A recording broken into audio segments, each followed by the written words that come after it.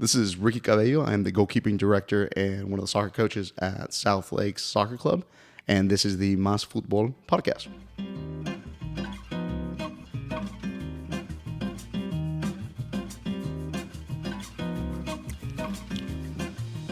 Yo, welcome back to the Mas Football podcast, the number one soccer podcast in South Oklahoma City. I am your host, Ricardo Ulloa, and with me today, no co-host. Just me flying solo. That's my fault, guys. I forgot to hit you guys up, but I'll hit you guys up next week. Anyways, I first want to say thank you to the sponsors, Legacy Real Estate Group, for allowing us to use their place. They are super awesome and cool for allowing me to do that. And I definitely recommend you to head their way if you have any real estate questions, whether you're trying to refinance, trying to reinvest in your house, trying to sell your house because you have some equity, whatever you need, they're the people to go to. They helped me out, and I kid you not, that process was smooth. So hit up Legacy Real Estate Group. My tia Rossi is great. My tia Vero's awesome, and they'll definitely be able to point you in the right direction. But I am not by myself today. I am with a guest.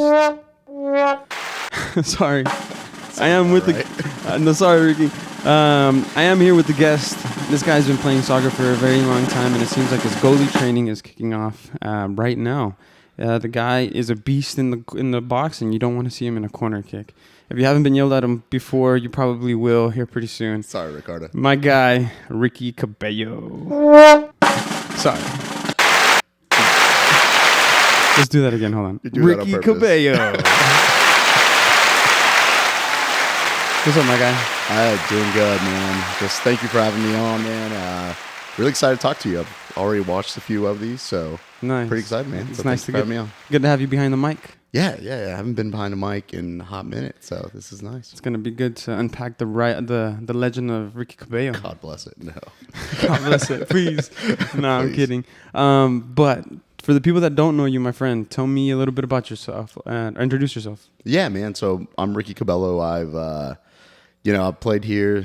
Well, so my story kind of starts off as my dad, Lalo Cabello, played in when the original Western 22nd League started. It was like one field. When it started in Agnew? Yeah. And the field was nicer than it is now. But man, so my dad's from Mexico. My mom's from here. I started off, man, just playing here locally. Like there used to be like YMCA league. There was Senor Sanchez. Like he had his own league and started off playing there, man. Then we found out about this club world and we started off playing in North OKC. Then we kind of moved from Edmond. So back in the day, there was a club team named Padova. So started off there. Started off in Edmond. Back then it used to be Royals. So you probably still, every blue moon, you'll see guys with Royals jerseys. Like, that's old school. When I played, they were Royals. They went from Royals to ESC. But yeah, I remember. Yeah, Royals to ESC. So I was Padova there. went to put over to NOKC. NOKC, yeah. So I was there when it originally, changed over. So I grew up playing from there, man. But my original roots were here in the South Side. I went to Coolidge Elementary when I was in fifth grade. Northeast Academy for middle school. And then we went to Putnam City North. So grew up playing in the North Side. Edmond and all that fun stuff. And I never lost touch though with the South Side because I grew up, I actually played in 22nd and Western. I grew up playing there, dude. So I was 14. Yeah, I heard that you played with Mario, right?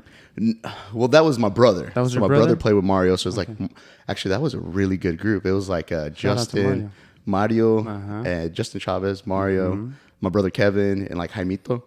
They all played together. Dude, crazy. Who had that team? Your dad had that team. My Aunt Norma. Okay. Which my family just comes from soccer. So man, I'd been playing there with these guys from Buena Vista since I was 14, 15. And then when I turned 16, I started playing with Real Madrid.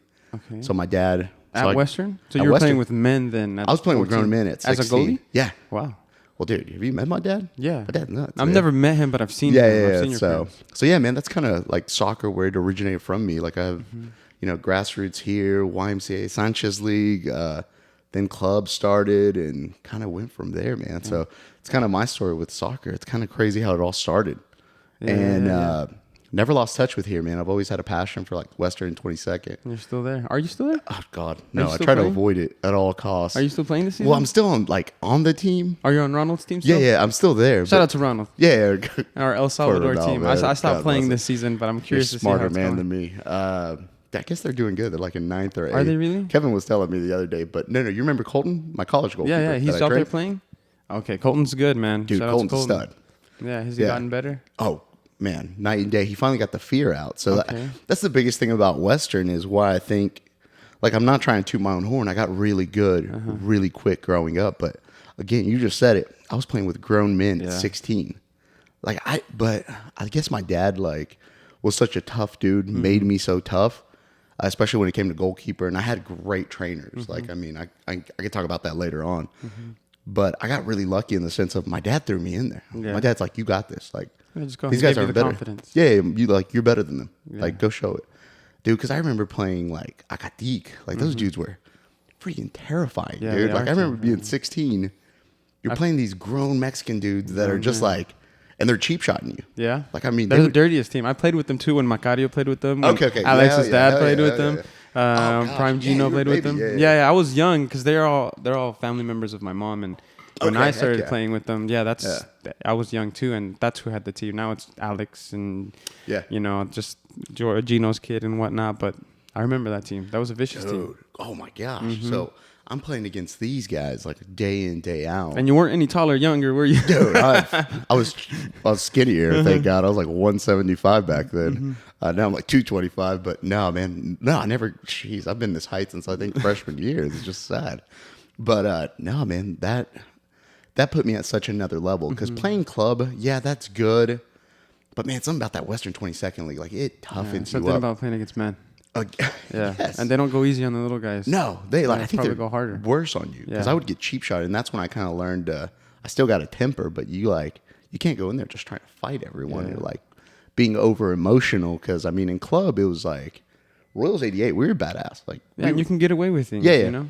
Royals '88 we were really good. Like we're a really good club team. Who played with you at that team? Man, So it was Justin Chavez's cousins, the Chavez twins. They were with me, and it's just, man, I don't think it's gonna be a lot of guys you would know for them to hear, Oh yeah. There's like my buddy Ryan Frampton. He was a monster. He played at Oklahoma Christian. Okay. There was Keith Lagunas. So now it's funny because I actually have his little cousin. I coach him now. Isn't that weird? Yeah, it's weird how that works out. Keith was a stud. He played like 1 year.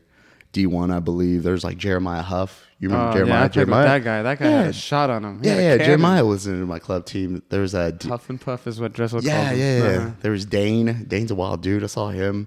He was supporting Mario. Douglas had their little event at oh my gosh, the soccer bar. Skinny Slims. Slims. The OKC Bash? Yeah, the OKC Bash. So Dane that's who runs that? Yeah. So Dane, he was there.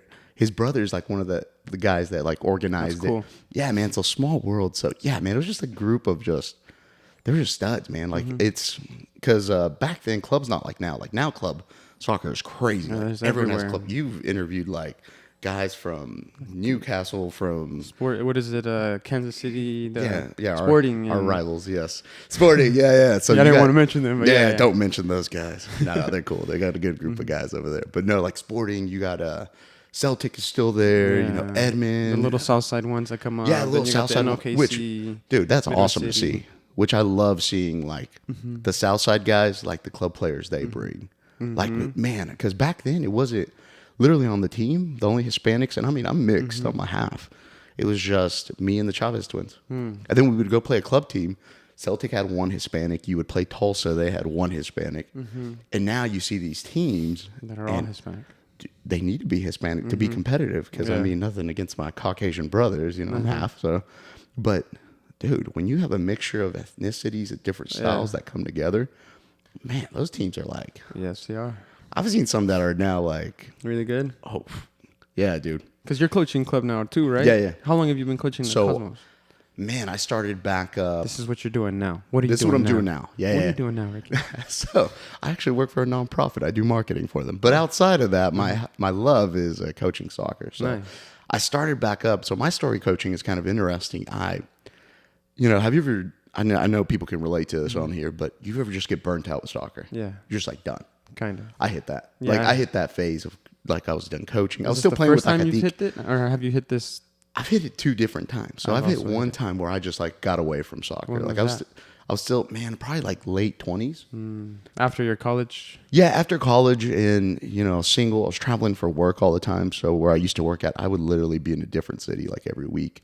So I kind of hit a point where you just don't care. Yeah. Like I just didn't want to watch it. You lose that hunger, your spark, competitiveness. Because you've been in it. I've been in it since I was 5. Like, I mean, and it's like I say 5, it's like, oh, it's not that hard. Dude, my dad had been training us since we were kids. But you didn't have my dad. You didn't have my dad. You were over there playing with men at 6 years old. Yeah. Like, dude, so I just hit like a dead point. And it's crazy because my daughter's starting to get into it. I'm like, okay, yeah. Nice. Well, this was back when she was like 3, 4. I'm like, okay, I'm going to put her in soccer or whatever. And I told myself, I was like, I'm not going to get involved. Just going to leave it alone. Coach. Not going to be her coach. I'm going to let her enjoy her experience. And if she's good, she's good. If she's bad, you know what? Good job. Kick the ball, You're doing great. You go kick it. You're not going to be your dad, Yeah, exactly. Like, I'm going to heal my internal child with mine. God, like therapy I need. So it just got really funny because I couldn't find a team for her. Normally I'd keep her in Edmond because I lived there, knew everyone there, had all the connections. My dumb butt waited like 3 weeks after the closing period. So then I'm panicking. I was like, man, I need to get her on a team. Mario reaches out to me. Hey, man, I'm at Northwest Optimist. Like, they need players here. So cool. Put her there, man. Take her for the first session. Like, they don't have a coach. No. There's just kids running around. I'm like, forget this. You're just like, no. I'm not going to let this happen. Like, my daughter is going to learn how to at least her fundamentals. And I didn't even care if she would have learned those if there was someone there, but I took over this little girls team, man. Oh, gosh. So last time I had coached was probably college. I would come out and help out with the goalkeepers at Mid-America, and I would go to Edmond and help out Lexi, the head goalkeeper director, and James Sosby, one of the head club coaches there. So I'd go be assistants for them before I hit the, late 20s, and it had been like 3 years since I'd even coached, done anything. And I get there, and I'm like, man, forget this. I'm trying not to curse. But I was like, forget this, man. I'm coaching these little girls. Bro, when I tell you they were the worst team, like, I was just like, dude, you guys suck. And they're like 6-year-old. Yeah, they're just looking at them like, what? My daughter's like, I don't like you as a coach, Dad. I was like, man, forget you, dude. You suck, too. So you're the worst one. You're the worst one of the Who's day, your dad? Dude. I was like, that guy sucks, too. It's like, it's your mom's fault. She's a cheerleader. I messed up. Dude, so we started training them, man. We lost every game except for one. I'm like, okay, we got this. I'm going to put them in some futsal. Like, dude, I dedicated myself to training these little girls. Bro, we come back the next season and win the entire season. Wow. And start winning tournaments. Dang. Yeah, like, it's just, and I was kind of like, man, okay. Was it at that point that you were just like, I was like, could man, this felt good. This. I was like, outside of coaching my daughter, so this is pretty nice. Like, I like this. And then there comes Mario. Mario's like, hey, man, he had put me on their team group chat or some crap like that. And dude, these parents are mean. Like, they're just like grilling, telling him he's terrible. Like, why are they losing 9-0? Talking about you? No, talking crap about Mario. No, this is my team. Now I'm jumping into Mario's team. Okay. He had a club team. It was like his first time jumping into coaching. And it was just so funny because Mario's just like reaches out to me. I was like, hey, man, I reach out to him. I'm like, hey, man, you all right? Like, you doing good? These parents are, I was like, these parents are kind of a-holes. Like, you don't talk to me like that. Like, I don't care who you are. Like, and Mario is such a nice guy. Like, they were just being rude to him. And I was just like, hey, man. And he's like, hey. Say something. I was like, man, go fight them. Like, yeah. No. And then finally, after talking, he's like, hey, man, I really need help. Can you come and help me out with this team? Can you finish off the season? All that stuff. And so I get there, and I remember, like, I wasn't even mad at the kids for being so bad. I was mad at Mario. Because I was like, Mario, you haven't even learned your fundamentals. You're putting them, like, I'm just screaming at him and getting on to him the whole session. But, man, that's kind of how it went. So these same group of guys, they didn't get much better. They were, God bless it, they were so bad. Let's save them. We would get, you can't save them. It's like the girl, you can't save her, man. You just got to let them go. No. So with these guys, man, but, like, after, like, I had them a year. We trained really hard. They started getting better. Like, we had like 500 season here, 600. And that's when we came to South Lakes. And that's how I ended up at South Lakes. Wow. So it's Mario's fault that I got dragged in back into coaching. I wonder how many people Mario has dragged into Cosmos. I know of 2 now. Oh, no. He's always trying to get me too, which, well, you should. Yeah, dude. keep going, We've talked about that. Yeah, we'll talk about that later. But no, you should. I think you would love it. I think so too. And I think for me now coaching, it's funny. So now going back to hating soccer again, I realized I didn't like playing anymore. Probably like 3 or 4 years ago. It was with Acatic. We lost in playoffs against Mexico in PKs, like semifinals, something like that. And I realized I didn't care. Like, we lost in PKs. Like, I didn't save one. Like, normally I save one or two. Like, I'm pretty good at PKs. And I didn't save any. And I don't know if you're better than Big Mike in PKs, but recently Big Mike's been killing it in the PKs. My primo, man, covers half the damn goal. No, I'm just kidding. Don't tell him I said that. No. We'll cut that out. We'll cut that out. Yeah, cut that out. Nah, man. So I just realized I didn't give a crap. Yeah. I felt more bad for the kid that missed it. It was like a 16-year-old on Acatic, and the kid's still playing. Freaking stud. I wish he would have went to college. I don't know what he's doing now. The one with the glasses. Glasses. Yeah, he was unbelievably raw. Bless He was really, really good. He was the one that scored on us on that rainy game we had against Acatic. That just fluke goal that just kind of just fell. Bounced over me because of the rocks. Yeah. I had that ball go right under my legs, and I thought to myself, I should have just touched it. No. There's never know. It's the fields, dude. There's nothing you could do. It's the Wild West of soccer, football, whatever. Let's blame the fields. Dude, every single time, blame the fields. No, man. So at that moment, I just realized I was like, man, I don't give a crap about playing. Yeah. And I was out. Like, the only reason why I came back is for Kevin. And you guys were terrible. Like, y'all were like in 18th place or something. Yeah, we were pretty bad. Yeah. At that season, we needed a goalie. Salvador, yeah. And that's why I came back, man, is for my brother. And then Ronald's like crying. I was like, this poor guy's like this little miniature person from El Salvador is like crying over here. Yeah, he's like crying. And then my brother's like, please come play. Tony's like, please come play. We're terrible. And you feel like a glove. You came in and we didn't lose a game for like 12 games. We almost made it to playoffs. But even then, I hated playing every game. Next season, hate every single game. It's such a drain. I hate going to play. Like, I enjoy my weekends now. I haven't gone to play because Colton's been here. And Colton's he's going to be fantastic. He just replaced you. Dude, it's so much better than me. Like a 6'2" Caucasian kid that has like a 30-inch vertical and is athletic. And it probably serves him even better considering that he's on his college summers. Yeah, exactly. So for me, what am I getting out of it? Like, my knee hurts for like 2 weeks after diving on a rock and landing on a fire ant hill in 20 seconds. I forget that. Crashing into the pole.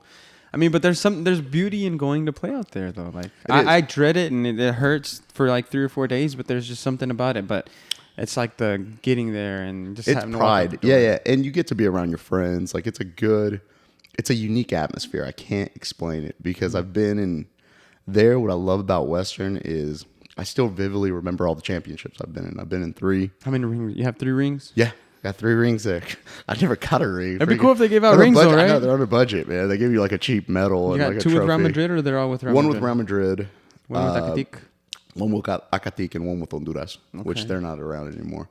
But man, those trophies were crazy. Winning every single one. I vividly remember every single one. Like it was yesterday. Those are and they get so intense. Yeah. I think I've made it probably to the semifinal. That's about as far as I've made it. Yeah. Dang. No. So the most intense one was when I was 16. Make it my first year. I go play for Real Madrid. Now this is back when all the African dudes from SNU were playing there. So you got Thomas, Dominique, Tom. Lord. I was going to ask you, what's the best Western team you've played on? Oh, geez, man. You can exclude the El Salvador one because I know you're going to say that one. But you and me, Ricardo, in the back, just killing it. Yeah.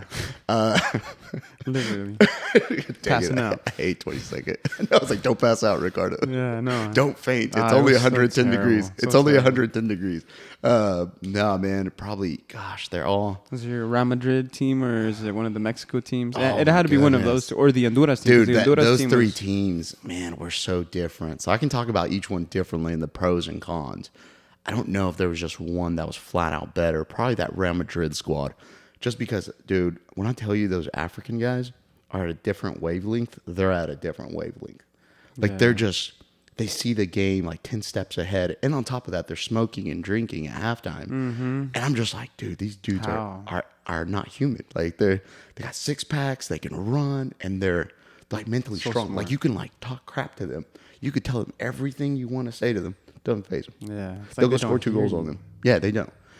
So that Real Madrid squad was just crazy because we ran a 4-4-2, and that's where I really learned to see like formations and how important they were. And then you have like these older school Mexican dudes playing with us that can just weren't technically that bad. Great.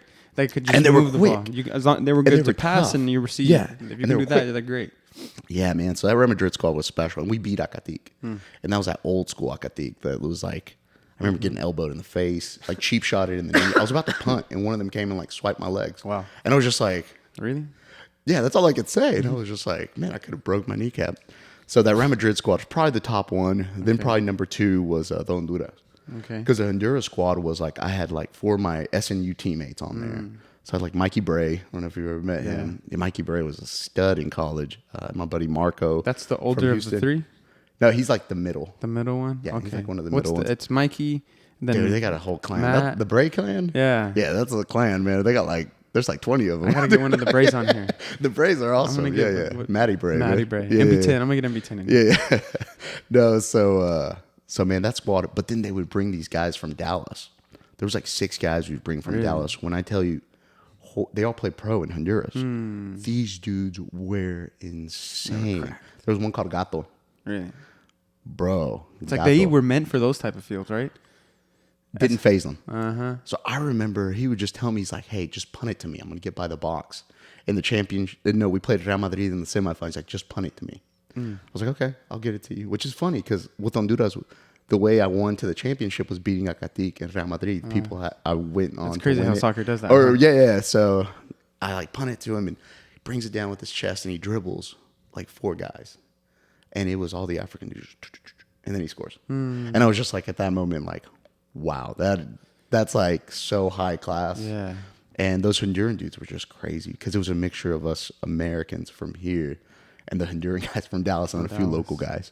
But that squad was stacked too. The Acatic one was just young guys that wanted it. Mm-hmm. And they know how to win too. We had a bunch of high school kids and like young college kids. Like it was me, Cobra, Santiago, and Gino were the veterans of the team. At that time, I was 29. I think Cobra was like 29. Santiago was like 28.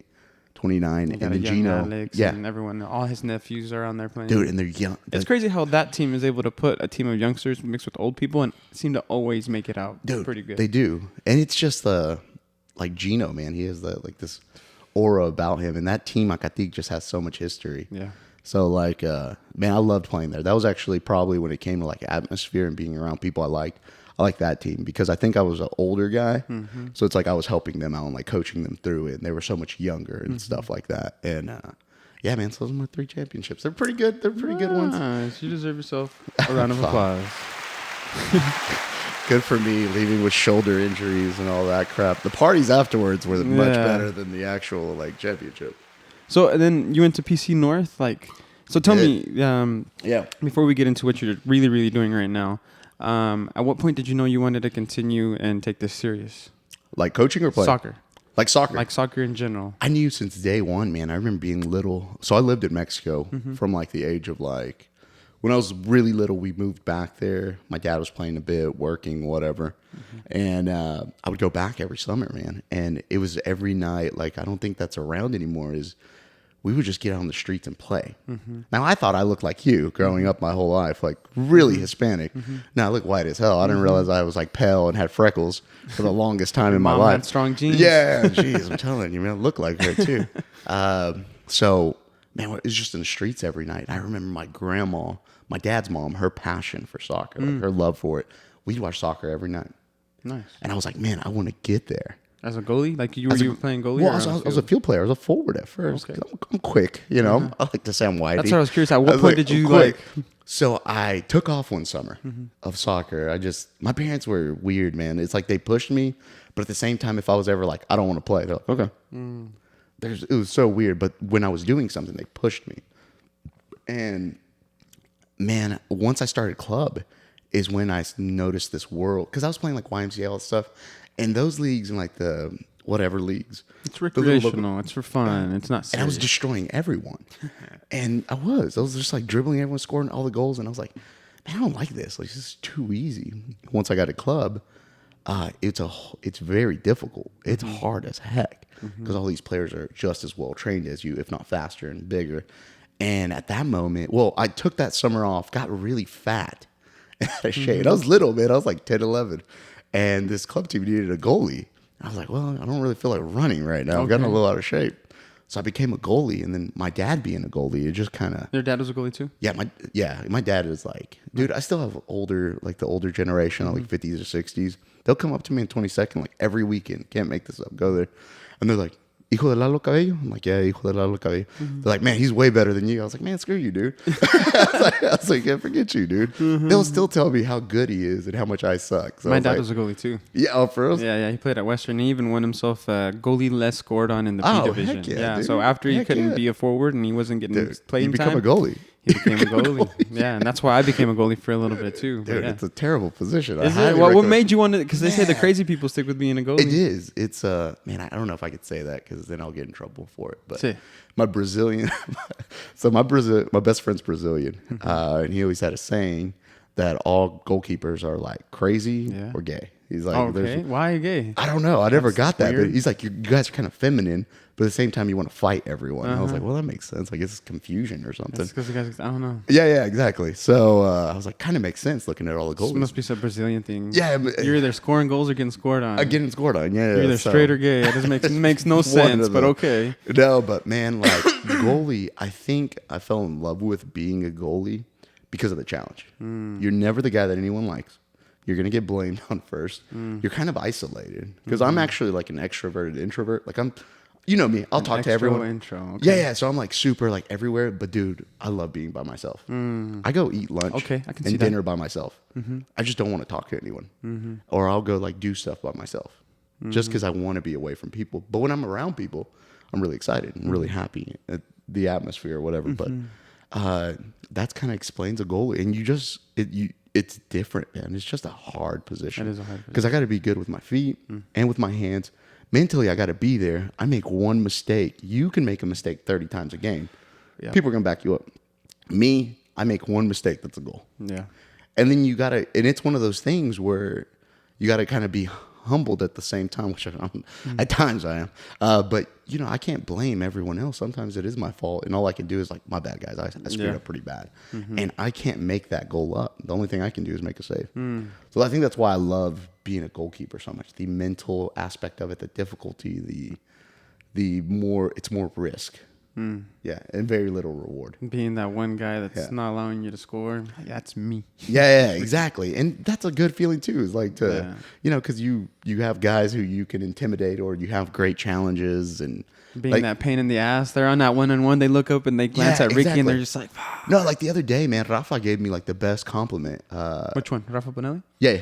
Gave me the best compliment, man. He scored on me. So we ended up tying them. I think it was 2-2. Yeah, something like that. 1-1. 22nd. Okay. Last time I played. So this is the last game I played like 2 months ago, something like that. That guy's cracked too. It's crazy how quick that guy is. Bro, his shot, like literally, this goal he scored on me was, he scored like first 30 seconds. So shout out to the defense at the Salvador. Good job, little brother. They boom, boom, boom, like get in. No, Kevin wasn't even there. It was someone else. Blame Tony. Okay. They get in, man. And dude, I'm not exaggerating. He shot it from probably where this wall's at, probably like what? 6-7 yards away, 8 yards away. Shot it. This camera turns off at 30 minutes, so if you see me get up and turn it on, No, you're good. Keep going. No. So he, dude, he shoots it. I'm not exaggerating that I heard it whistle. I didn't see the ball because my eyes are wide open every single shot. It whistled by my ear and goes in. And I was just like, thank God that it hit my face. That's like a concussion. And after that, you know, I saved 2 breakaways on him. And he was just like, man, after the game, we start talking, you know, he's with his shirt off, like always. So if I was buff, I'd have my shirt off I have too. my shirt off. Yeah, I keep mine on. Yeah, so he walks up, he's like, man, Ricky, he's like, dude, I get terrified when I know I'm in the box and you're in there. Yeah, because he knows he's you're like, going to take him out. He's like, I know you're there. And he's like, you were every time. He's like, that goal, I got lucky. It bounced perfectly, so I hit it by you. But he's like, the other 2, that's why it hit off of you and you hit me on 1. He's like, I just know you're there. He's like, that's terrifying. I was like, good. Presence. I did something. My presence, yeah. But again, man, like just stuff like that. Like he scored on me, but at the same time, you know, getting the compliment. Show some respect. Yeah, because I mean, dude, I've faced probably the 2. Rafa's stud. But who's the most, if you had to pick the few that have left the memories on you? There's top 2. They're either 1 and 2, and it just depends on game. Gino and Dominique. So Dominique is more of a suave. He doesn't have a power shot. But this dude, if I was slightly off an angle, slightly off a centimeter left, centimeter right, He'd expose it. In breakaways, if you didn't hold a good stance, and take out every angle with your arms, feet, your head, your chest, like properly have it positioned. Done. Yeah. And what was cool about Dominique, he was my assistant coach at SNU for the 3 years I was there. So what was really cool. He was your assistant coach, Yeah, or the assistant coach? He was the assistant coach at SNU. And he would show me, so he taught me for like 3 years how to read a forward and how to play the forward mentality. So it was so cool. We would, every practice, when we weren't having a game, him and I would just go to the side and shoot and talk and do breakaways. And I learned so much from him. I learned the forward perspective of it. But that dude was it was crazy. I called him Gumby legs because he was like, his leg would go up, like bring the ball down and like touch it right by your ankle. And you're like, oh, damn, that's a goal. And Gino was different because I've been playing Gino since I was like 16. The dude's watching you. Very rarely do I play. Most forwards are kind of stupid. They just run, they bully, they try to shoot, or they try to dribble. They're very predictable. Not that hard to play, but like Dominique was a step above. Like he's moving off what you do. It was unpredictable. Unpredictable. Really know Yeah. And Gino's watching you. So Gino's playing you. So I have no lie. When I was in college with Honduras and we were playing Acatic in the quarterfinals, it's up in the air, and I remember seeing Gino, before he jumps up, he looks at me. And I'm coming up to cut off his angle. I can't get the ball. And this is where he gets and he a little baits dirty. Me. Yeah, he baits you into thinking he's going near post, and he snapped his neck to make the ball go opposite way. Luckily, I was more reacting than I was guessing, and I dove and made the save, and I was just like, shit. Damn. And another time, I just see him keep looking back at me, and I'm like, he keeps looking back. And I like playing off my line because I like reading, receiving the ball, clearing it. I play high line as a goalkeeper. Keeps looking back at me, No shitting you. It's bouncing. Hits it first time and almost chips me, like hits the post. And I was just like, Jeez. damn. Like that is so high level. So those two were just different. And they were so much fun to play against because if you're not at your top level, you can give up like 5 or 6 easily. I think we got some people in here, but it's all right. It's all good. We'll keep going. Yeah. No. So man, those two dudes have been really good. And it's just a different generation. Like these new younger kids. In 22nd, you're playing a lot of now like Brazilians, Europeans, local Hispanic kids, more college players. But they're good, but they're not good. If that makes sense. Don't get mad at me, all college kids out there. But you guys are very predictable as players. Like maybe it's just because you've seen a lot. Maybe more, because I'm jaded by like how good they were. Or you've seen a lot more. You have a lot more experience. It's not your first, second, or third going around. So it's hard for something to impress me. Yeah. Because there's been very few times. Like the other day, there was this Brazilian on one of the teams we played that beat us.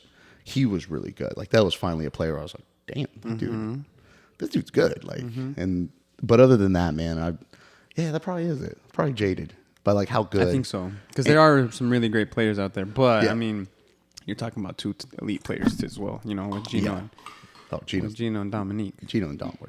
You got me curious now. So to read a forward, what am I looking for? Dude, you're looking at body movement, their head movement, their runs. Are they moving? Are they give some tips to those goalies that are off the ball right now. Yeah, man. Because you're a goalie trainer too. It's always watching. So what I teach my goalkeepers is watch off the ball. The game is actually more important off the ball. So I don't know if you've ever noticed, like when you were playing with me, I'm always yelling at random ass people where the ball's away. On the pitch or off the pitch? On the pitch. No, you yell all the time. All the above. Yeah, this is true. Yelling at my kid, get it back in the car. No, so it's off the ball that's the most important. So you're watching these movements, you're watching these guys, and you have these like clever forwards who will make runs off their chest. So you got to be able to be one step ahead. Because normally this guy, you'll know if someone wants to shoot. Like there's just that they want it. Like you can tell it's forward keeps looking at you. But there's some that just want to pass it. They don't want to shoot on you. They want none of that business. So if you can keep your eye on the back door, the opposite part of the game, you can actually read play. So let's say there's a cross coming in. No, they say that dribble down the line. You know when they're going to come in and shoot. So you cut off their angle. There's sometimes where that guy wants no business. He's over here, and you can see the guy making the run, and you can cut it off and go for a low ground save. So, I mean, it's the most important for a goalkeeper is read off the ball. That's very important. And how do you teach that? Dude, that's hard. So that's more games. So I do a lot of like, let's say my drills. So I do a lot of stuff where they check in their shoulders. So we'll do like basic drills. So before I even launch a cross in or anything like that or take a shot, I'm like, hey, check your shoulders, check your shoulders. So I teach them to start looking at markers. So I'll put like yellow poles. I'll put different markers. I'll like, look at red, look at red. How many fingers are at red? Somebody's out there holding Yeah, up a two. exactly. Okay, Yeah. okay. So you have to do stuff like that so they learn to kind of look around. Building Yeah. habits. And then on top of that, like I'll have, but these are more for like my personal training sessions. Like I'll have them, I have them do visualization drills. So have you heard about that? Visualization? No, but have you ever had a visualization in the game? Like there's been a time where I got the ball All the time. and before I even got it, Yeah. I saw a first touch into the side netting. And just how I had visualized it happened. So I got visualization, and I highly recommend coaches, anyone who's a player. That's some far out stuff right here. Ricky. Yeah. So visualize. yeah. No. So Wayne Rooney, I read an article on ESPN, like the magazine. I was like 17, forever ago. God, that was a long time ago. I went to Cancun, and ESPN magazine, World Cup's coming up, 18, 17, something like that. We start reading an article about Wayne Rooney. I see all these guys. There's like Josie Altidore has an article, Wayne Rooney, like Gigi Buffon. Sweet. And the Wayne Rooney one was like, hey, what do you contribute your success to? He's like, I visualize success. I visualize what I'm doing. And I was like, man, that's a good so I started doing that. So literally every day I thought about soccer. I thought about what I'm going to do, where my step is, where my dive is. Okay, guy's coming. It's 2-on-1. What am I going to do? This guy passes, cut it off. So like I start visualizing every little situation I do. And even now when I do play very rarely, I try to visualize an hour before every situation I'm going to be in. And I've been doing that, since I was 17. Wow. I think that's a lot of my success was being able to visualize success and doing it. And I do that nowadays, even with like, let's say like my jobs. So like with work, I visualize success. I visualize doing a project and that it comes out perfect. Never does, but like that's a big part of success. Yeah. Visualizing, doing it. And that's so powerful because can you imagine the people that visualize not success? And then they just get screwed, I'm going to get scored. Yeah, and then it just happens. That's why you have so many people that go to therapy and all that stuff because they always think so negatively. If you're always thinking negatively, what do you think's going to happen? Yeah, Negative stuff's stuff. gonna So happen. me, I only think positive things in my life. And even though the negative stuff does happen, because it's inevitable, Yeah, but yeah, it doesn't you're gonna- impact you as much because you're just dude. visualizing on the good Yeah. stuff. Yeah. So, I mean, that's like, so I highly recommend, and even try it, man. Start visualizing nothing but success and you'll see a huge difference. So that's all I do, man. And, I've been doing that, since 17. I do it with anything I do, just visualize success. And I've had some lows, but I mean, the good thing about visualizing is, let's say you're in a bad situation, you're like, man, this is how I'm going to get out of it. Okay, I'm going to do this. I'm going to do this. I got this. And boom, like a month later, you're out of it. You're out of it. It's kind of like the saying that I've heard that you always have to have the ending in mind because if you hit a road bump, it doesn't matter because you know where you're going to go. And that's same with goalkeeping. Same with any field player. Like, dude, if you want to get really good at crosses, A, go practice it. B, visualize doing it. Boom, in the game. You beat a guy one-on-one, boom, swoop it in. You're going to put it on top of the 6. So get very detailed with it. So like I get super detailed with my visualization. Dang, this is crazy. Yeah, Nice. dude, Wayne Rooney, man. They all do it too. Like has to. watch a good thing I watched not too long ago. Have you watched the movie Rush? I love Formula 1, by the way. No, I haven't. So watch Rush on Netflix. It's free. And they probably definitely are talking about visualizing the track. Yeah, and he's like sitting there like, okay, turn. He's like, turn right. He's like, set 14, turn left. And he's visualizing, like, he's like practicing his pedals, like his paddle shifting. And it's so cool. So I'm like, oh, man, like that's a key to success is doing that. So If you weren't doing soccer, what and let's just say you were going to be successful at anything that you were going to pick. If it wasn't soccer, what would it have been? not having kids. Not having kids? No. I was having a conversation I with somebody a love- while ago at the last podcast, and he was like, what's it like not having kids? And I was like, dude, you can go to sleep. And he was, oh, you can sleep. And it's not just that. You can literally do anything and life. not have the back of mind Yeah. of thinking, did I change a diaper? Were they fed? Have I lost them? Are they alive? Are they like, breathing? Yeah, are they Yeah. breathing? Like, dude, it sucks. It's hard as heck, man. Yeah. Barely take care of myself. Right. No, man. So I would probably be in it, like equal, like take soccer out of it, take kids or anything. I love like marketing and entertainment. Really? So that's what I kind of do now is like create events, plan like stuff for a company, like make people's lives better. So I love doing that, and I do that for my job. So Really? I like to think of myself as being very blessed because I have a job I love and I get to coach soccer, which I completely love. Soccer is my passion. Congratulations, dude. It sounds like that Cosmo stuff is going really good for you and your brother because you have your brother. Yeah. My brother's my assistant, man. That's cool. My brother's a wild dude, man. Yeah. So How'd that happen? Like, so did you come on the Cosmos first? That sounded like you did. So I brought that team Mario and I had. I took them to Cosmos, and I got lucky because the director of coaching played semi-pro with my dad. So it was Brandon. Who's that? Brandon. Oh, okay, I know Brandon. Yeah. Hi, Brandon. And And Brandon's a solid guy. I've known him since I was a little kid. Like, he used to give me rides to the games that they would play semi-pro games. And Brandon, it was funny because I made this Facebook post because I got really mad at that United club in Oklahoma City because that's where Mario's team was originally. They were the ones that were down here. Parks and Rec, yeah. Now Abel's the president of what they got going on there. I hooked up Abel with that. He did tell me that. You're right. Abel's, he voted in. And Abel's fantastic. I mean, he's great. That's a whole nother topic. Is for Southside soccer someday. Like, that's one of my goals is to help out, people who can't afford soccer. But I'm kind of doing it here at South Lake, so I'm making it affordable. But no, so I made a Facebook post, and I was just being petty. Like, man, forget this club. Like, I hated the president at the time. She was awful. And I was like, man, I'm going somewhere else. And I was like, I know I have options, but my biggest concern was my kids. I wanted it to be affordable. And Brandon, I'm reaching out to all these directors of coaching at every club. Of course, Edmond calls me first.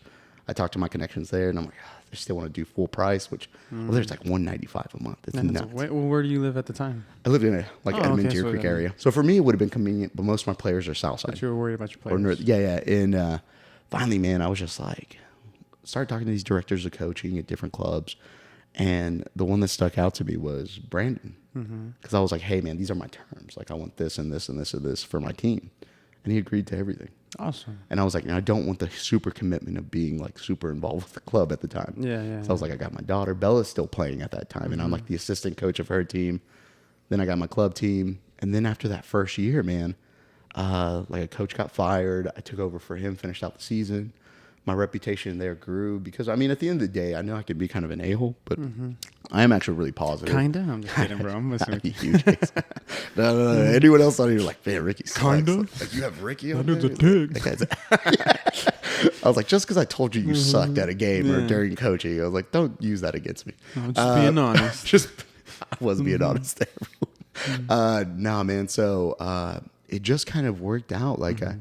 Because my biggest passion is helping out kids. Yeah. I freaking love kids. Like, I want them to succeed, and I want them to be better than me, whatever your financial background is. Because I do find it's unfair that here in the United States, it's the wealthier kids that get the further progress. It's starting to change a little bit, hopefully within time. But I want those kids that never had that chance back in my day. Because now I look back at it, and Mario calls it my Southside guilt, which I think it kind of is. It's because I see all these great players. I'm not going to name any of them, but like they went to like Capitol Hill, Southeast, Grant, and these guys were so freaking good. But what they were missing was probably that one person that could have shown them the way. Like for you, playing club soccer, exactly, going to college, because these guys were more talented than I was. They were more talented than most of my teammates, but they never got that chance. So now for me, that's like my goal. So it's really funny because my club teams now are primarily Hispanics. Like it's like 60 to 80% Hispanic. I've seen some of those pictures. Both my team, exactly. And they've grown a lot over they're gonna think I'm racist or something. But I do that on purpose to give these kids a chance that never knew about club, or they go somewhere, we're on the bench, or maybe we're rejected by someone, and I bring them in. And I mean, luckily with now bringing Kevin in, so. That team's done. I told Brandon, I was like, hey, you're going to be director of goalkeeping, which that's my goal. Love goalkeeping. So that kind of just was a result from these first 1 Yeah, years. from me just caring and freaking trying my best with this crappy team. Now, they did good. We won the first 3 years are always tough, man, but once they get acclimated, No, there's no helping some of my players. But, so the next year, I'm like, hey, Brandon, I'm here to help you out, like, whatever team you need me on. He's like, man, I'm going to give you this 2000 director goalkeeping. That was like set in stone. Yeah. I'm pumped. I get to develop my own program. I'm like, heck yeah.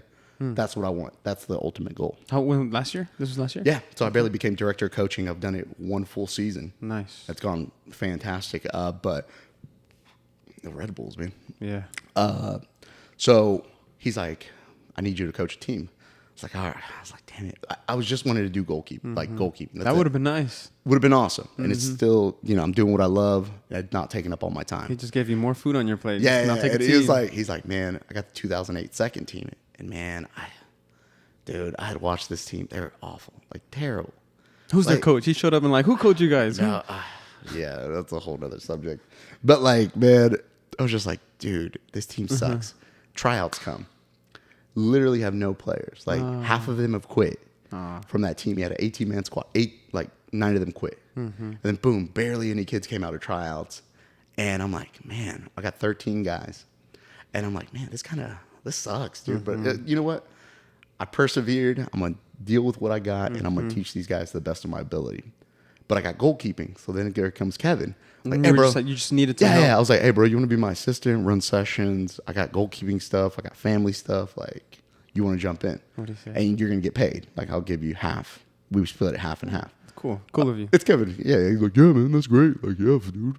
God, for some reason, I think Kevin does great in these fantastic coach. No, Kevin is. He's the yin to your yang. I need him. Yeah, you're definitely the bad cop. Like, we did a session at indoor Thursday, and I'm like, you guys suck. We told you to dribble outside the foot with pace, push it into the space. I'm like, some of you can't even do that. Kevin's like, yeah, guys, it's all right. Just open it that foot, push through. Yeah, I can see that happening. Yeah, and I'm like, damn it, Kevin. No, that's like, yeah. It's perfect. You need someone like that in your life. So, man, I got this 2008 team, and it just kind of weird how it worked out, man. And I think it's like partially social media. It's not like I post on there to brag, but I'm like just proud of these guys and everything they've overcome.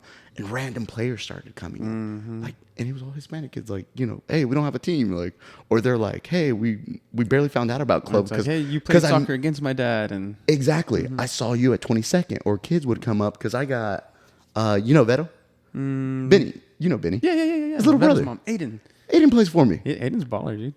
He's like, yes, he might not be the quickest, but his footwork and skills there. Aiden is insane. Shoots like a grown man. So Aiden's on my team. So I get all these kids, and man, we have this ragtag group that at the beginning of the season, I'm telling you, like, if they were like life or death, like pick this team, or like you got to drink 8 Red Bulls. I was like, I'll drink the 8 Red Bulls. Like, take them, like let them go. Like, God didn't want them to succeed in soccer. No, dude, these kids just came out great mentalities, man. Hardworking, humble. Just like blue-collared, hard-working kids, but with Latin style and dirty habits that me and Kevin taught them, like how to pull shirts, like cheap shots. Yeah, no, I'm just kidding. No, you have to teach them. But these kids, man, so proud of them. So we got them again. And then the 2010 team that I got, the first team, I've been wanting them because I helped one of the little boys out on the team. And actually, remember the really terrible team I was telling you about that I coached? I still got 4 of those guys on that team, which they're just complete studs now. So they're... it's me and Kevin with them, and I'm still director of coaching. So Kevin's going to handle more of the team side. I'll do the games, and he handles more of the sessions, and then I focus more on goalkeeping. So that's why Kevin's in the picture, and it's it's a good combination. Me and my brother, we have a lot of fun, and we get to talk more. We get to be around each other. And it's just funny. I wish they would mic us both up. Yeah, that'd be a show right there, right? Oh, man. No, people tell me that. They're like, Ricky, I just want to mic you up for a game. That'd be fun. No, I'd get fired. I'll mic you up. Dude, I will get fired like that. I've watched one of your games. It's funny. Whenever I went to go record the game for that was the daughters, team. That was the team? No, my little daughter's team. Yeah, the Dragons or something like that. Stupid. I hated coaching little girls. Yeah, my little daughter's team. I forgot you did that. Yeah. Yeah, you were coaching. Those pictures were good. And OKC, thank you. That was the first time and the only time I've gone out. Yeah, it was fantastic. You guys want any more pictures? Into that. You need to get back into that.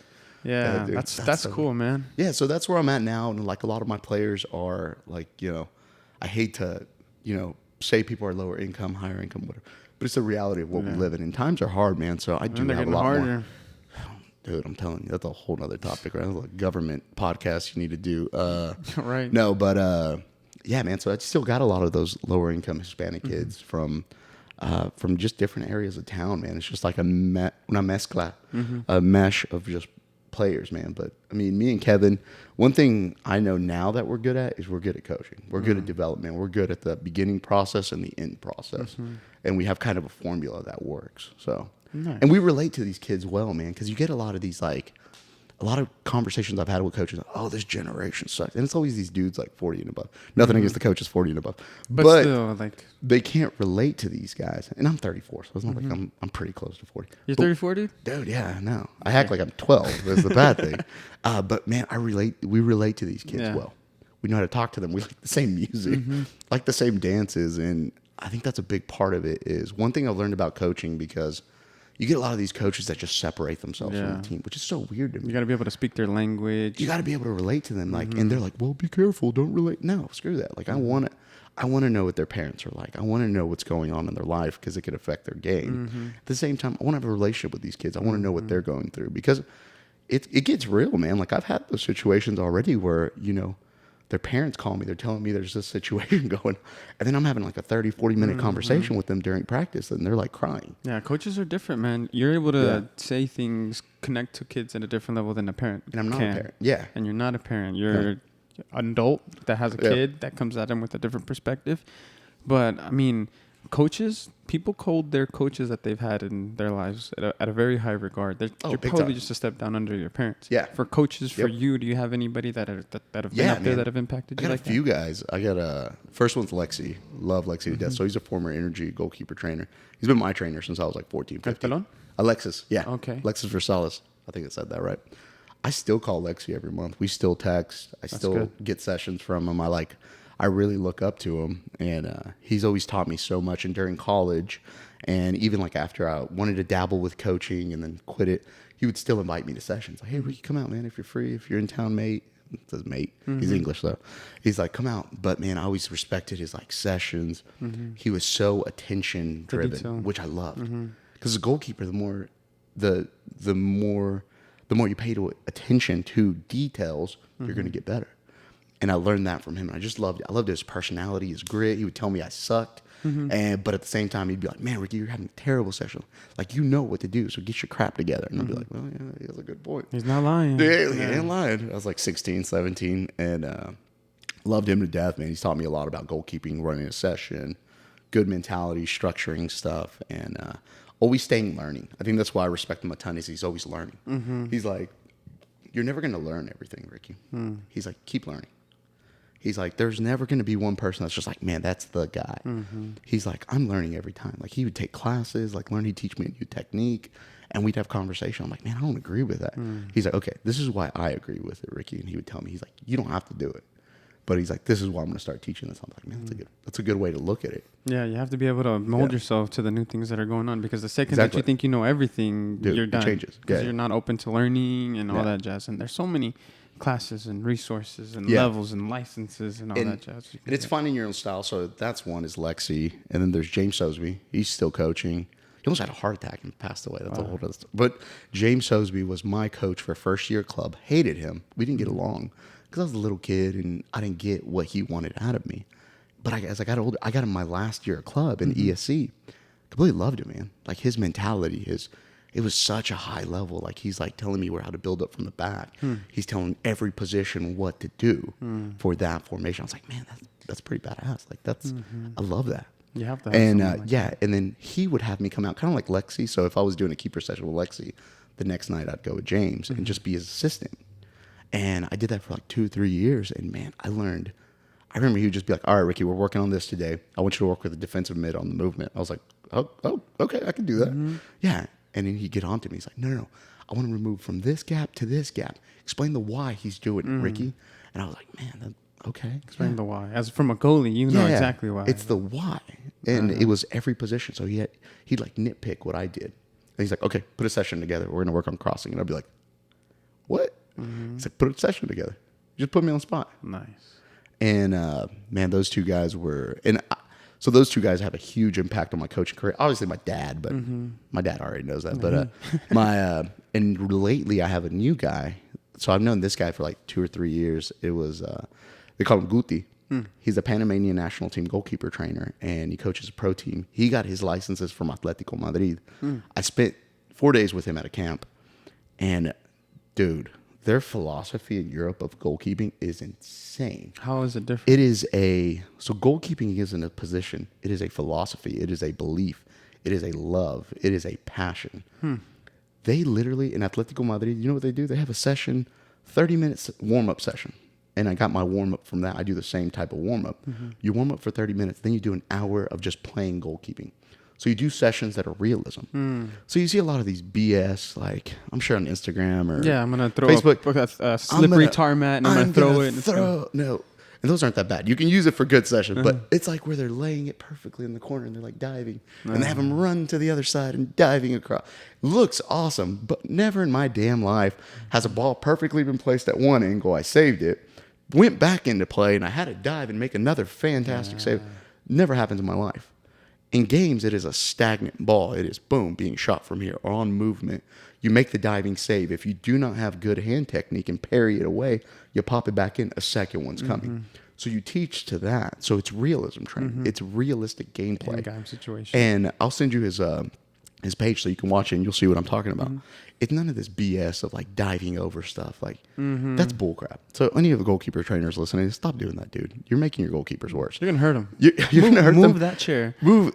Dive over the chair. Like sit on the chair. Jump up. Dive. Yeah. Like no, maybe that worked in whatever country you were in, but like this is what they're doing in Madrid. Atletico Madrid, and that's where he got his UEFA licenses and everything. And now he's like one of the big dogs in like South America. And I talk to him once a month. He sends me sessions, videos. He sent me a book, like a novel, and a PDF form of goalkeeping philosophy.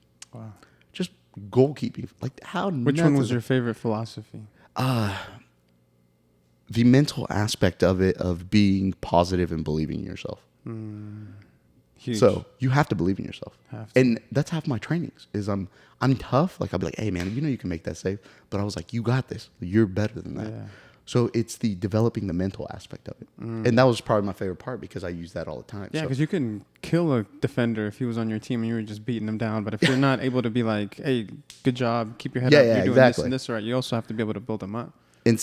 And that's something even now I wish I would have learned at a younger age. So it's the communication aspect of it and belief in yourself. Like you have to believe in yourself because at the end of the day, no one's going to believe in you except for you. You have your parents, you have your girlfriend, your friend, all that BS.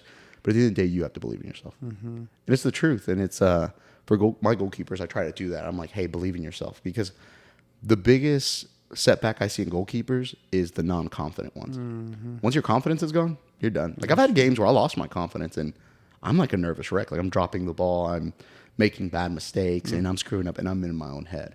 So, yeah, man, that's in the training does that is you teach them to overcome that and be positive. Because in goalkeeper training, you make like 100 mistakes, but the good thing is you talk it through and you build muscle memory. So you're like, okay, you drop that ball. What should you have done? Explain to me in detail what you should have done with your hands, your elbows, your shoulders, and your eyes, and then they have to describe it to you. So you're building muscle memory. Mistakes, dude. Mistakes are huge. Yeah, they help you learn. They help you learn. I have a 4-year-old, and the other day he made a mistake, and he said, "Yo," like he said stupid, and I was like, "Hey," and he said, "Sorry." I said, "Don't say that," and then he said, "I said sorry," and then he ran crying to his room. So I had to go into his room, cuddle with him, and be like, "Hey, it's okay to make mistakes. Yeah. I'm not mad at you. I know you didn't mean to say stupid. It's a bad word, but like you said sorry once, and that's all you need to do. Don't say sorry twice." That's coaching right there. That's coaching perfectly right there. But still, like mistakes are huge, and what you do once you make them is even bigger. Yeah, because it's easy. The worst thing I think in coaches is it's kind of changed. I think some coaches are changing their style, but I remember back in the day, and you probably even had these guys that were just like, you suck. And you're like, okay, well, why do I suck? And they didn't tell you another reason. Yeah, his name was Ricky Cabello. Yeah, that was your fault, man. You should have let me get scored on. No, but man, you have to learn how to like if you're going to bring down, you got to build up. Yeah. And I truly live by that as a coach. Like, I'm tough. But like while I'm yelling, like let's say my players, they were messing up the dribbling. I'm like, turn your freaking ankle, push through. Pick your chest up. Know where you're going, guys. Even before you take that touch, have your head up. Know where your next touch is at. I was like, guys, you're too good for that. So I was like, do it right. And then that's where Kevin comes in. All right, guys, well, we're going to come in. Yeah. It's so good. God bless Kevin.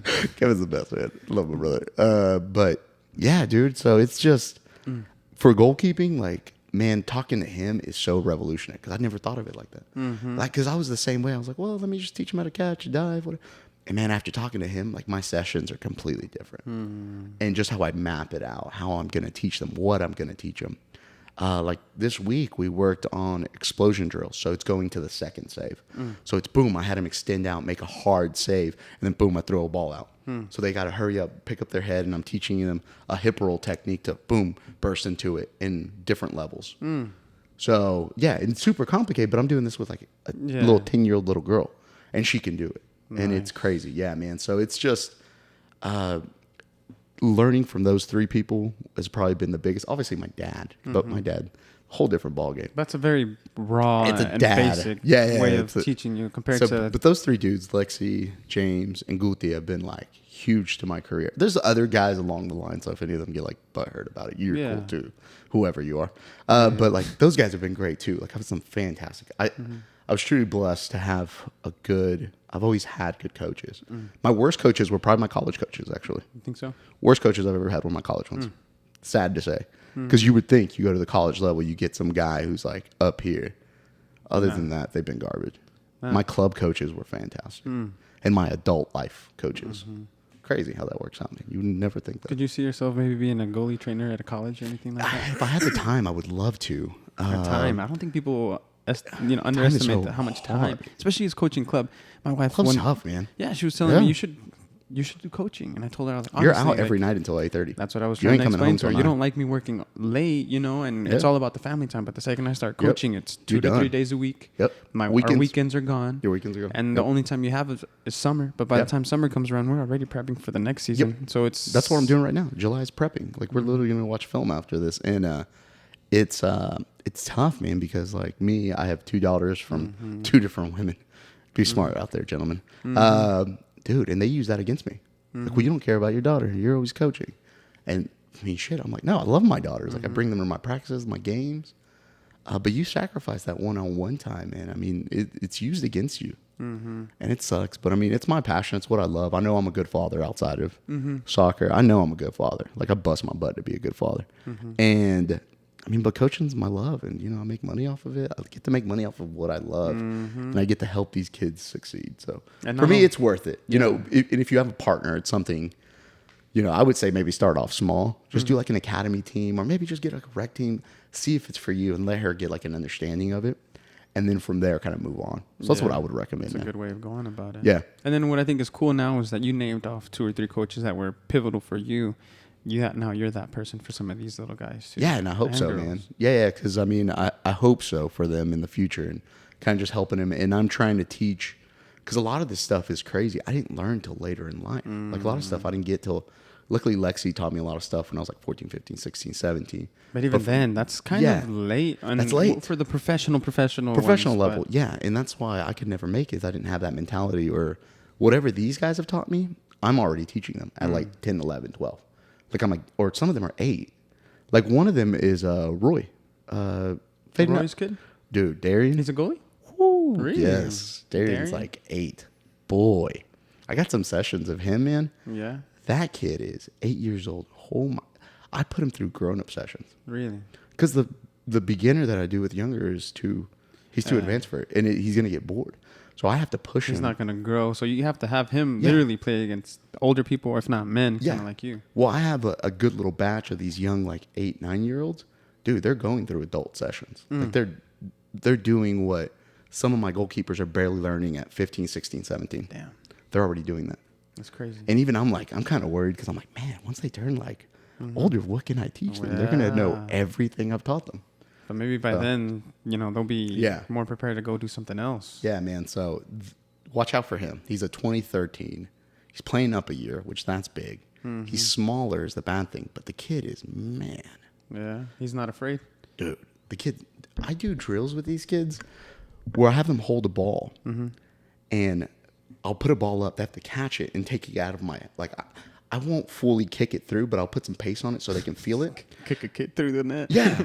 But, dude, they come through, boom, and then I'll have another one I'm about to punt through the goal, and they have to come and dive with 2 hands. But you're getting them ready for those one-on-one situations where they might just crack it exactly. in front of them. And that's what I'm teaching them. And, yeah, dude, these kids don't care. Nice. I'm like, perfect. I'm like, they're going to have a lot of concussions, but they're going to be fantastic. I'm just checking. That's awesome, dude. That's awesome. Well, it seems like it's all coming full circle-ish. I hope so, man. I feel like you're just getting started, though, at least with the goalie stuff, right? Because it's only one season. I've only been a director 1 year. Yeah. Wow. And then, like, Cosmos did good in giving you that one, man. No, man, I thank you to Brandon, but at the same time, man, it was, it's something I've always wanted to do. I never realized I wanted to do it until, like, after I started coaching Mario's team. Like, I realized I was like, man, I had a moment, because I left my job at St. Jude where I was traveling, like, dude, I was in literally all over the U.S., like, every month. And once I got back and started coaching, and I was like, man, I can do this because I'm seeing like, this sounds mean, but I see the product, and by product I mean the goalkeepers coming out of all these different clubs. They're terrible. Probably the best. Edmond produces the best. Is Lexi? Ricky. They're terrible. Yeah, man, I've seen some of these kids. I'm like, what the hell are y'all teaching them? And they have, no, sorry, other goalkeeper directors, but Lexi, like Edmond goalkeepers are like the high standard is what I've seen.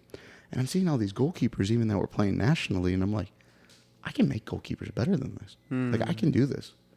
And now that's my goal, man. Visualization is, now luckily at South Lakes, I got all the equipment I need to succeed. I'm going to have like a bunch of goals. So my sessions even this year are one step above, and I'm even changing the format. So, it's just, I'm excited, man. And I just love doing it, man. Goalkeeping is my niche. Like, honestly, I don't, this sounds bad. I love my teams. So if anyone, parents for my team, I love my teams, guys.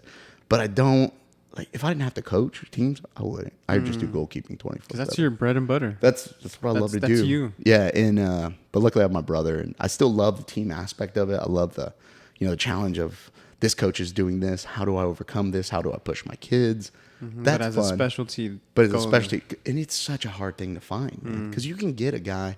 I actually read the best thing on Facebook. I'm on U.S. goalkeeping page or something like that. And this guy had such a good saying. He's like, I think the goalkeeper trainer for like New England, someone up there. And he was just like, man, you get these clubs and they get these like young college kids. And they're Which like, isn't wrong. Which isn't wrong. But now I look back at myself at college Ricky. What you know now from that Ricky? Two different humans. And I'm like, man, that's the same. Because these, like the way they get other goalkeepers, like, oh, we got a good goalkeeper program.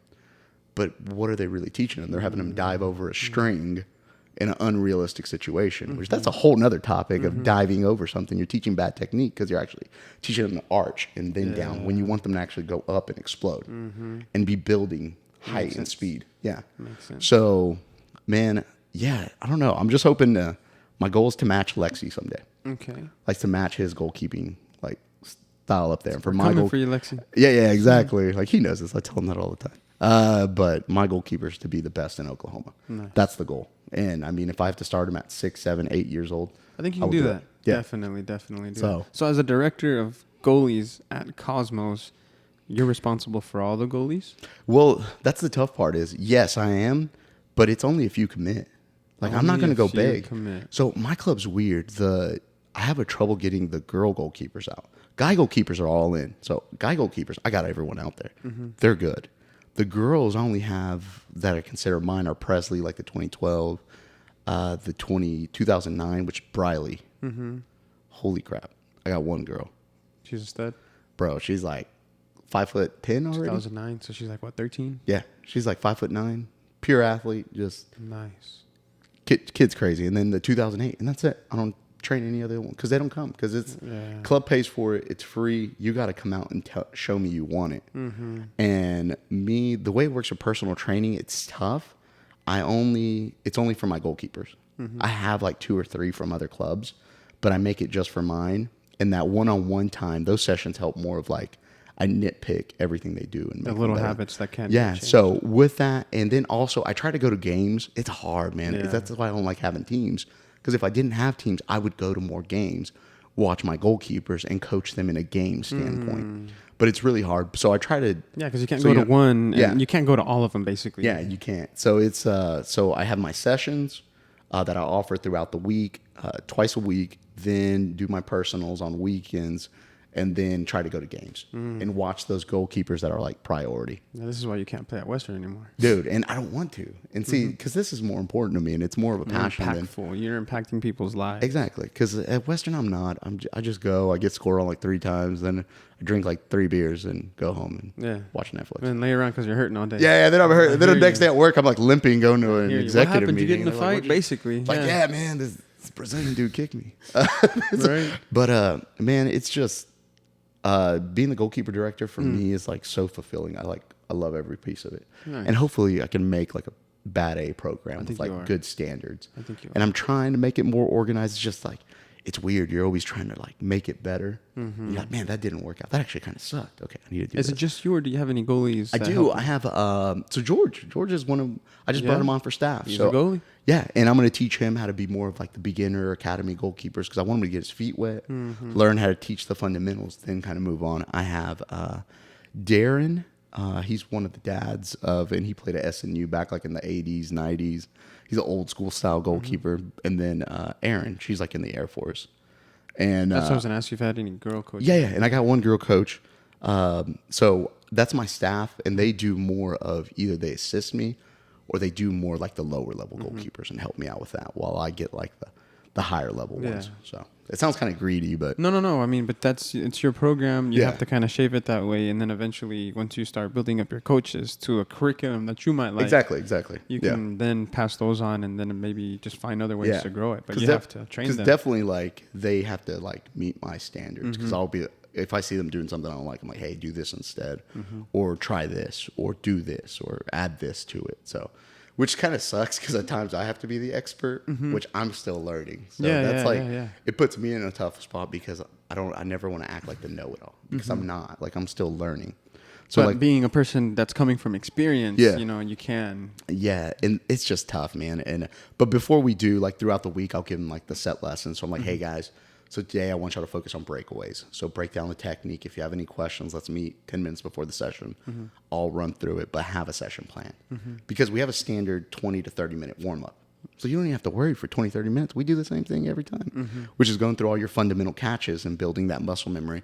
And then 30 minutes of whatever the topic is. So. Which could be broken down between 3 drills of 10 minutes. Exactly. So it's not really too much. But. And I try to be the type of coach. I learned this from Guti and with his trainers.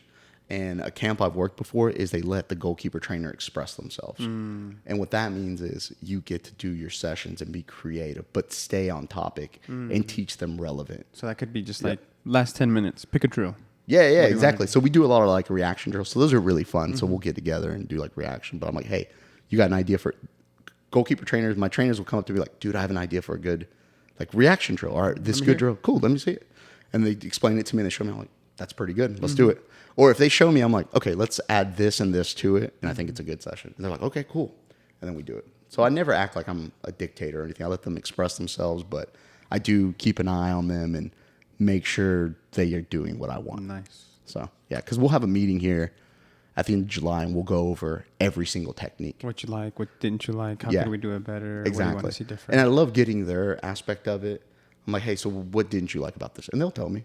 So, yeah, man, it's pretty good. That's good that you're able to keep those open communications. It sounds like you're building something out Dude, there, man. You have to, man. You can't be that guy. I realize in life. That acts like he knows everything. That person sucks. I do. Yeah. And I think it's because I've gone through it and I was trying to be that guy at one point. And because I thought you needed to be that, like at 22, 23. And then you realize, I was like, man, you just got to keep learning. Yeah. Got to be humble, man. Like, I mean, I can be an a-hole. And but you're 30, like 34, you imagine? Like when you're 68, still doing keeper training? The amount of knowledge that you're going to be having at that time? God bless it. No, I'm hoping to be done like... Done. Like I see these coaches that are like doing it like their whole life. Forget that, man. What's wrong with that? Like at 45. What's wrong with that? It's hard, man. My knees hurt now. Like I'm out there like yelling. Like right now I can demo. I'm like, all right, do this, and then I'm like all out of breath, like about to faint. And then you'd be like Brian Harvey out there just walking around and telling people what to do. Dude, Brian Harvey's wild. That dude was like 80 when I was playing. I think he's done. Like, is he? Yeah. Has he retired? I think he has. I think he has. God bless it. He was like, hey, nothing. Shit. Brian Harvey was awesome. Then super you got cool the guy. USAO one out there, you know? Yeah, Jimmy Hampton. Hampton's out there still coaching. There's nothing wrong with coaching at 60. Dude, those dudes are wild, man. I can't do that. No, well, James Sosby's like freaking 50 something or 60, and I'm like, dude, how? That's legendary right there. No, forget that. My knees hurt thinking about that. Like, dude, I am tired. Like when I do sessions now, I'm like, fuck. Put some knee pads on. Bro, wear the proper you your be like pants. the elastic tape. Like you see the volleyball. Get your elbows. Get that, man. You never wear the type of goalie that we wear the pants with the padding. Yeah, heck yeah. Yeah, man, because back in the day, we were still playing on, like this was like probably U11, U12, U13. We were still doing the carpet. We played on that stupid carpet. Did you ever get to play on that? Yeah, at Soccer City. Yeah, stupid carpet. That shit so burns, yeah, you have to wear. You have to wear pads and stuff. No, nowadays we wear keeper tights. Used to, I used to wear all my the baseball goalkeepers ones. Baseball ones same are really thing. great. Yeah, they work perfect. And now they've like made them for goalkeepers. So, Yeah, man, but no, forget that. No coaching. No. I want to be done like late 40s. And then do what? Because I expect to be an executive by that time at a company. I'll be an executive. I have a company.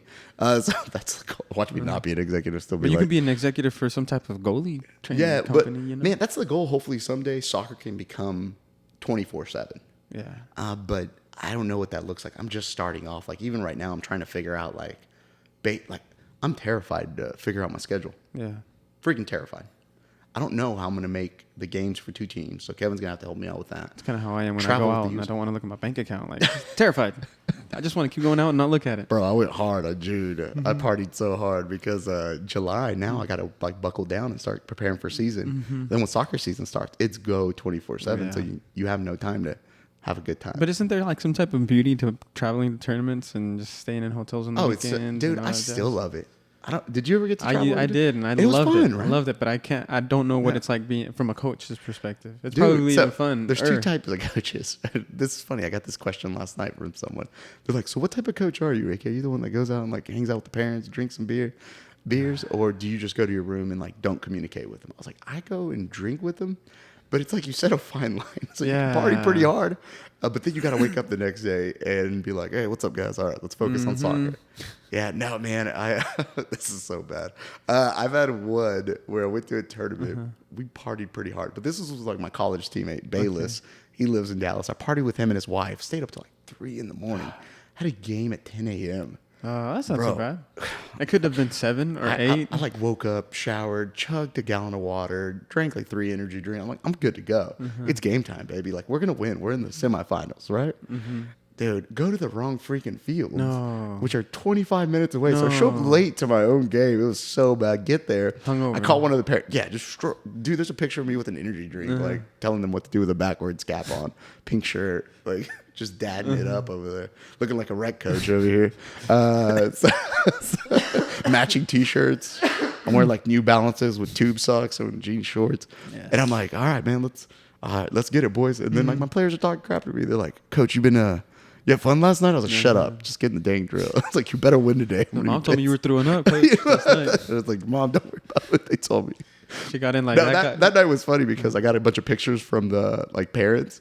Like all the husbands were like done, dude. Like they're like 2 of them are like passed out with their clothes on the couch. Some like, didn't even make it to the game. Dude, they were the next day. It was so funny because we go eat lunch and I was like, man, sorry parents, I'm gonna grab a beer just to unwind, get the juices flowing, and like all the dads are up there with me, and they're just I'm like Ricky, I'm never going out. Bunch with of dads your age too, probably. Yeah. So everyone's around my age, so it's really bad, man. That's awesome. And then so I try to build, but like I said earlier, you got to build a bond with these kids, these families. I hate those coaches that just like don't communicate with them. They don't know what's going on with their kids.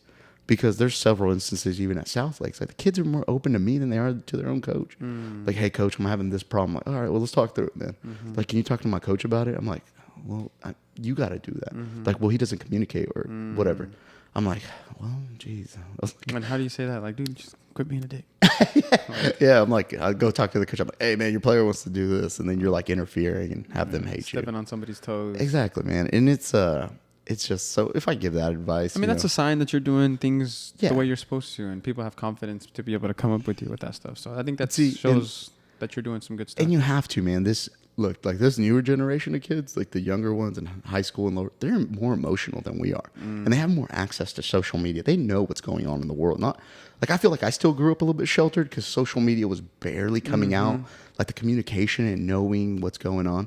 But man, it's so different. Now they're born with it. They're born with it. My 3-year-old can move a tablet better than I can. Bro, my 3-year killing it with my phone. Just opening, like I think she ordered some pizza the other day. I was like, what the right? That's mine, Dad. They're like, where's your card, Dad? Let me use your card. I was like, whoa, bring the card. And now everything's all synchronized. Like if I forget my wallet, I have my phone. I have my card on. Cards are on my phone. Yeah. It's crazy. So exactly. So this generation is just so different because Again, I think I said it earlier, is I hear these coaches be like, man, this generation's soft. They're not soft. You just got to understand that they're at a different mental point than we are in our 30s. They've 40s. aged a lot quicker than we have. Dude, big time. Some of these conversations I hear, I'm just like... Their emotional IQ is a little higher, even though their social skills might not be there. But their social skills are not there. But everything else, they're just a little bit more advanced than we are. Yeah.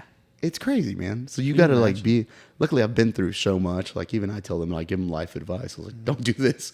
Do this instead, guys. That's and wild. I push grades a lot on my team too. Do you? I make them run for bad grades. Do you tell them how your grades were in high school? Or? Yeah, so I was good. I was were like, good? I was always like a 3.5 and above. Okay. I graduated college with like 3.4. Nice, congratulations. So I'm not my brother, man. I'm not Kevin. Poor Kevin. What's wrong with Kevin? Kevin, man, it took him like 8 years to graduate. He was like Van Wilder. You that watched guy, it? Kevin, seems like the type that was just have it really good with the Kevin- teachers Kevin and would skate by.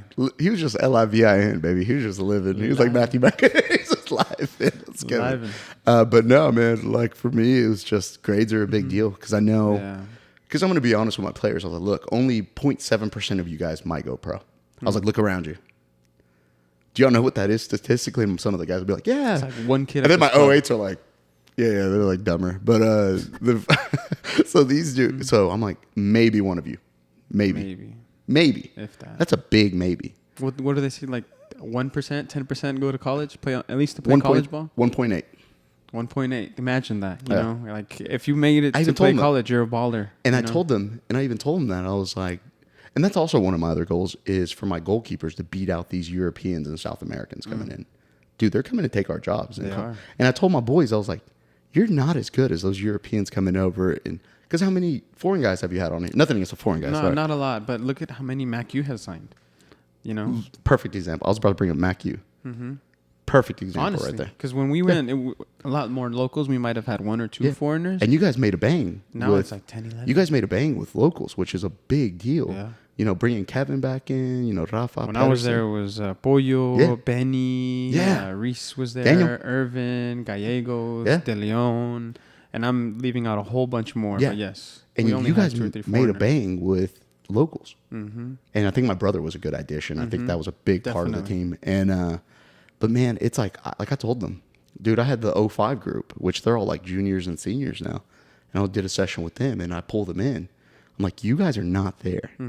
You get a kid from Spain that comes in, from England, from Brazil, they're better than you are right now at this age. I was like, so you got to, if you want this, guys, I was like, and I told them that statistics. I was like, you're not there, guys. I was better than you were right now at 13 and 12. It's the truth. Me and Kevin, because me and Kevin trained every day. Justin Chavez, perfect example. I think on there you asked him how much he trained. The dude was like 4 hours. We used to stay the night at their house. Me and Kevin just wanted to go swim or like play video game. I don't know what we wanted to do. And it'd be me, Kevin Chavez, and Justin Chavez. Guess what we'd freaking do for 3 to 4 hours? Kicking the ball. Kicking the ball, playing PKs, playing Kevin and Kevin versus me and Justin. Like That's 2-on-2s for like 4 hours. Awesome. No, me and Kevin wanted to go inside and eat, drink water, and like play video games. Justin didn't want to do that. Yeah, no, I had a friend who it would be me and him against my 3 brothers, and that's all we would do all summer. Dude, exactly. And like I told these kids, I'm like, dude, they're coming to take your job. They want your job. And they're coming there because they want, like living in Europe sounds really freaking awesome. But how many of those guys end up staying? Yeah. Life is better here. They want to be, and I'm like, they're going to take your job. That's a ticket to come in. And they're going to take your job. So I was like, And your girl. I'm just kidding. Exactly, yeah. And exactly. And then no, so I tell my goalkeepers, I'm like, dude, these guys are good coming in. They're well trained. They've been doing this since they were 5. You guys are barely. I'm starting to train some of these kids, and I'm like, that's your competition. Like these, that sounds really mean foreigner, but the international players coming in, they're here to take your job, and I'm proud to be Mexican American. But I'm American first, and we gotta. This is our country. Like, guys, we gotta win our positions back. Exactly. Like, you want to go to college or not? And because they're like, yeah, I want to play college. You don't understand the You don't sacrifice understand. it takes. You don't. I was like, you ain't ready. level. Yeah. Like, But the some good of thing you- is they got you in the back pocket. Yeah, man. So I'm hoping at least my goalkeepers, field players, I'll do my best. But look, when my But goalkeepers, this is your niche. yeah, Goalies, my goalies. goalies. I don't blame you. Like, for I want saying mine to beat them out. So when a goalkeeper comes in from another country, mine's better, that. Man. and that's the goal. Whenever a kid gets trained, and they're gonna be like, "Hey man, how'd your kid get so good?" Oh, we got trained by the coaching director, the goalie trainer at South Lake, Cosmo. at random ass South Lakes. Yeah, no. So that's why I train Colton so hard, because me and Colton have really good sessions, and I still tell him that, man. And he's like, I think he's 20, 19, 20. He's a puppy, and I'm just like, dude, these dudes are coming in to beat you. Like, you want to go play pro? You want to go? You're gonna have to go watch. If you go to a camp, there's gonna be an English goalkeeper there, a German goalkeeper, and a Brazilian goalkeeper there. They're really good. Yeah. I was like, so what can you bring to the table over them? So yeah, man, it's the harsh truth, dude. That's true. How can people find you if they wanted to find you for some training and whatnot? Oh gosh, man, I'm pretty. You can always find me on Facebook, social media. Ricky Cabello. Ricky Cabello, yeah. Just find me there. Just write me a message. That's how most of it is. And my information's on the South Lakes page. So if you go to southlakessoccerclub.org, I believe, go to the goalkeeping pages on one of the drop downs. I'm on there. The original soccer club at South OKC, Cosmos. Been there for what, 2002? 2002, man. Yeah, I didn't even know that. It's been a lot longer. I didn't even know that. So that's really sad. I went there. I was like, dang, y'all been around since 2002. Yeah, I had sat down with some of those guys that from their board, and they were like, "Yeah, dude, we're the original Southside Club." And I thought about it, and I said, "You're right. They were, yeah. You're right. Yeah, Even though man. you're on 104th, but still, right? You're right." Yeah, they consider it that, man. So I don't know, man, but yeah, dude. So that's what I got, man. Story, dude. I feel like we still have more to unpack, but we've been on for almost an hour. And 30 Yeah, I was minutes. gonna say like I gotta go. Fast, I know, dude. man. I gotta go, bro. Well, I appreciate you for coming on, No, man, thank and you, man. I appreciate everybody who's been listening. Do you have anything else to say before you head out? No, man. Well, just for anyone wanting to be a coach, like definitely jump into it. Find a mentor, learn. Ricardo, I recommend you become a coach. I think you would like it, man. I think so. And then goalkeeper training, definitely take the classes. If there are any goalkeeper trainers out there, want to be goalkeeper trainers, like feel free to reach out to me, man. Like just find me. My information's on southlakes.org or find me on social media, Rick Cabello. And man, I'm happy to help out. I always love teaching and building people's confidence and helping out. Very short and very sweet. Why is it important for goalies to get that extra one-on-one time as opposed to that practice time with their team? Dude, because that's when you get to nitpick the little stuff. That's when you get to learn the why behind doing something. So catching the ball, diving. Why do you dive at this angle? Why do you catch like that? So you need that one-on-one time is so vital. And I think that's what sets my goalkeeper program a lot from others is not only do I train them in group sessions, but we do one-on-one. So. Nice. Who's your favorite goalie? Oh, man. I knew you were going to ask that.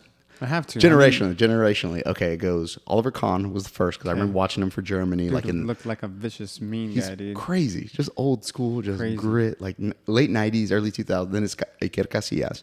Because Iker Casillas gave me hope that a smaller guy can be a goalkeeper at a high level.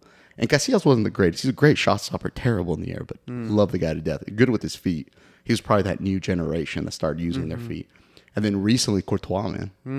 I'm kind of biased to Real Madrid, if you not know. That dude's had a monster of a season. Bro, that dude is. He kept him in the game. He is.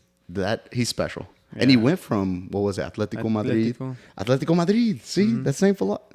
Where did he go? To Atletico to, was it Chelsea? Yeah. And then to Chelsea to Real Madrid. Yeah.